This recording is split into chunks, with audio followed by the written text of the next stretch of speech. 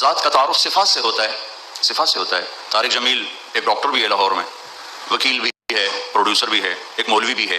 جب ڈاکٹر لگتا ہے تو وہ الگ ہو جاتے ہیں، جب مولوی لگتا ہے تو میں الگ ہو جاتا ہوں، جب وکیل لگتا ہے تو وہ الگ ہو جاتے ہیں۔ ذات کا تعارف صفات سے ہوتا ہے۔